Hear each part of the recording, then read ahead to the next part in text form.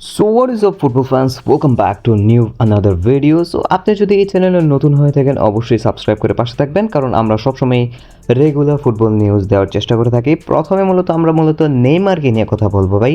Barcelona এবং Neymar এই জিনিসটা মানে প্রত্যেক সিজনে একটা নিউজ চলে আসে যে বার্সেলোনা নেইমারকে সাইন করতে চায়, নেইমার বার্সেলোনাতে যেভাবে হোক আসতে চায়, তবে আসলেই সব কিছু হয় না জীবনেই।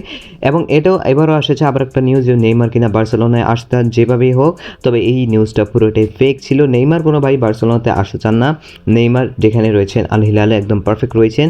নেইমার তো ভাইয়া গেমিং করছেন একদম আরামসে এবং তার মাউস কন্ট্রোল দেখেন একদম পারফেক্ট। সো ভাই নেইমার আসবেন না এবং এটা শুধু একটা ভুয়া নিউজ ছিল এবং এটা প্রত্যেক সিজনে হয়ে থাকে। তো ভাই নেইমারের আশা করবেন না, নেইমার বর্তমানে আসবেন না। এবং হান্সি ফ্লিক চাইলেও আসলে নেইমারকে আনবেন না, কারণ হান্সি ফ্লিক জানেন এরকম না, ইমোশনাল কেউ না যে নেইমার লেজেন্ড দেখে নেইমারকে নিয়ে আসবে।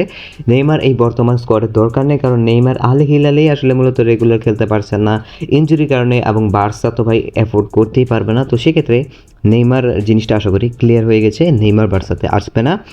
তারপর অনেক বড় একটা খুশি নিউজ, যেটা হচ্ছে দানি অলভো কিন্তু সাইন হয়ে গেছে, রেজিস্টার করে ফেলেছি আমরা দানি অলভোকে অফিসিয়ালি লা লিগার জন্য। তার মানে নেক্সট ম্যাচ থেকে তিনি অ্যাভেলেবেল হবেন এবং রায়ো ভালোকোনার সাথে যে ম্যাচ হবে সেখানে আপনারা মানে দানি অলভোকে স্টার্ট করতে দেখতে পারেন বা কোনো না কোনোভাবে সাবস্টিটিউটভাবেও আসতে পারেন, এটা একদম অফিসিয়াল। এবং ভাবতেই পারেন ভাই হঠাৎ করে কীভাবে দানি অলভোকে সাইন করা হলো, কারণ কালকে পর্যন্ত আমরা নিউজ শুনছিলাম যে দানি অলভোকে সাইন হয়তো বা বার্সেলোনা এখনও করতে পারবে না, তবে ক্রিস্টেনসেনের ইনজুরির কারণে মূলত দানি অলভোকে আসলে সাইন করা যাচ্ছে। বার্সেলোনা আসলে কত জানি চালাকি করে আমি এটাই বুঝি না। আসলে ক্রিস্টেনসেনের ইনজুরিটা আসলে হয়েছে 1-2 মাসের জন্য, তবে বার্সেলোনা কী করলো আসলে একটা এখানে লা লিগার রুলস রয়েছে যে কোনো একটা প্লেয়ার যদি 4 থেকে 5 মাসের জন্য ইনজুর হয় তখন আপনারা তার বদলে আরেকটা প্লেয়ারকে রেজিস্ট্রেশন করতে পারেন। এবং সেইভাবে কিন্তু আরাহো ইনজুর হওয়ার জন্য কিন্তু ইনিয়াগো মার্টিনেজকে আমরা সাইন করেছিলাম বা রেজিস্ট্রেশন করেছিলাম। সো সেই সেম প্রক্রিয়াতে ক্রিস্টিয়ানসেনের ইনজুরিতে আমরা মূলত সাইন করে ফেলেছি বা রেজিস্ট্রেশন করে ফেলেছি দানি অলমোকে।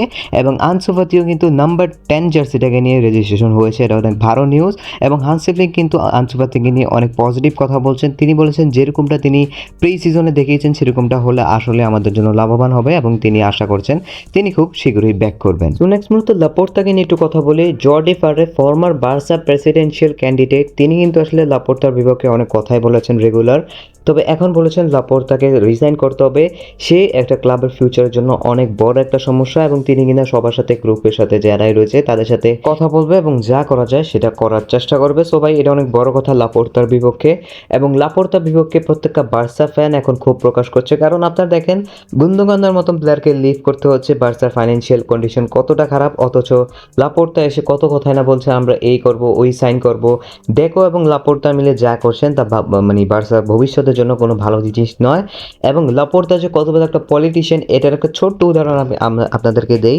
দেখছেন গুন্দোগান যখন লিভ করেন প্রত্যেকটা বার্সা ফ্যান কথা বলছেন লাপোর্তার ব্যাপারে, কেন যাচ্ছেন স্যাডনেস প্রকাশ করছেন, তখন হঠাৎ করে কয়েকটা বার্সা মিডিয়া আসলে আলোচনা করলো যে বার্সেলোনা যেভাবে হোক এই সিজনে রাফায়েল লিওকে সাইন করার চেষ্টা করছে, 90 মিলিয়ন দিয়ে আসলে মূলত রাফায়েল লিওকে সাইন করে ফেলবে।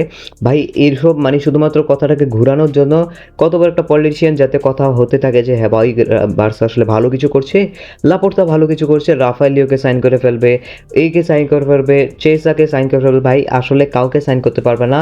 লাপোর্তা এটি শুধুমাত্র দেখানোর জন্য করছে, কারণ লাপোর্তার এইসব জিনিস তাকে এই পজিশনে থাকার জন্য দরকার, কারণ না হলে এই যে প্রেসিডেন্টের 2024 সালে যে একটা ইলেকশন হবে সেখানে তিনি নেমে যাবেন। তো সেক্ষেত্রে তিনি আসলে বোঝাতে যাচ্ছেন যে তিনি একটা বড় সাইনিং করে ফেলবেন এবং বার্সা ফ্যানদের জন্য হিরো হয়ে যাবেন। তবে আশা করি আপনারা বুঝতে পারবেন যে বার্সার জন্য লাপোর্তাও কোনো ভালো জিনিস না, তো সেটা আশা করি বুঝতে পারবেন। তিনি একজন শুধুমাত্র পলিটিশিয়ান, তার পজিশনটা এখানে ধরে রাখার জন্য তিনি সব কিছু করছেন শুধুমাত্র।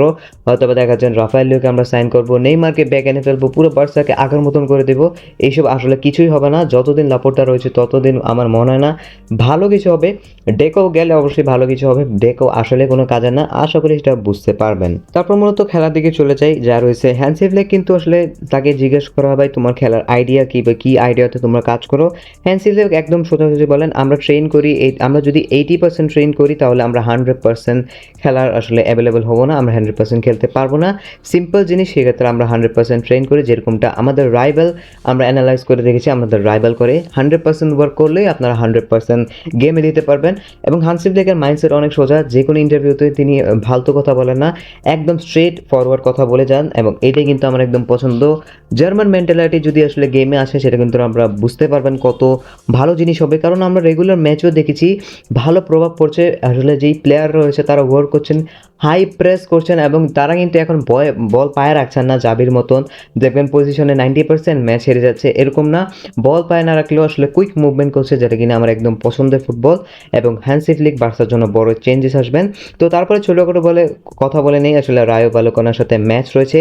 প্রথমে যদি ম্যাচ টাইমিংয়ের কথা বলি, আজকে রাত ঠিক 12টা বেজে 1 ঘন্টা 30 মিনিট মানে 1টা 30 মিনিটে ম্যাচটি শুরু হবে, এবং আশা করি আপনারা ম্যাচটি লাইভ দেখতে পারবেন। যদি কিনা প্রেডিক্টেড লাইন আপের কথা বলি, গোলকিপারে মার্ক আন্দ্রে টার স্টেগেন থাকবে, রাইট ব্যাগে জুলস কুন্ডে, সেন্টার ব্যাগে পাও কুবার্সি এবং ইনিয়াগো মার্টিনেজ স্টার্ট করতে পারেন।